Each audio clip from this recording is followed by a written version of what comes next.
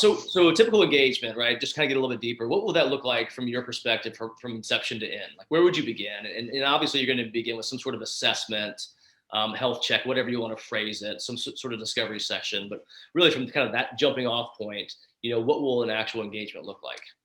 Yeah, so we go through 4 stages. The first one is review, which we can very quickly we send a data request to the client to have them send us a whole lot of information, easy to access stuff, things like accessing the CRM, accessing their analytics, Mhm. giving us access to calls recordings, those sorts of things, so that we can run assessments. We'll listen to and grade meetings in terms of whether each part of a component sales process is present, so we know whether there's a training need straight away. We'll look at documentation, we'll look at how well targeted their marketing materials are to who they've told us they want to reach out to.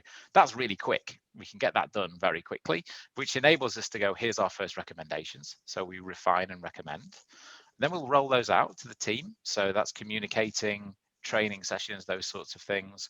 So all of this is happening towards the end of the first month into the second month, where we're really getting in quickly and delivering recommendations and roll out value, and then repeat. Right, it's an agile process, making a business more efficient.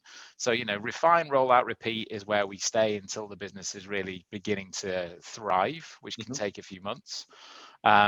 But we're on month-to-month contracts all the way through, right? So if somebody doesn't like how we're delivering it or what we're doing, we don't have this problem, Minimal but risk. Yeah, yeah. Minimal they risk. know that there's no risk, just like there would be with a sales leader. So we like it that way because it keeps everybody aligned. And then the final stage, when they're ready, when they've got to a revenue point where it's sustainable to actually bring in a full-time leader or promote somebody, then we'll work with them on replacing ourselves and Right. onboarding that person. So bottom line, net anywhere from say a month to 6 months plus, probably each engagement lasting less than a year, though. Is that a fair? No, often our engagements last a lot longer than that, because we're taking businesses from a couple of $100,000 or early $1 million revenue further up into the 5, 6, $10 million range, and that can take time. And so, just going from 250 to 1.25 in a year, Right. enormous 5x growth, right? But that took a Absolutely. year, and they're not ready yet to invest in a full-time VP of sales, and that the revenue won't yet sustain somebody full-time. So we're going to help them get to the next level, but we're doing it at a very affordable rate.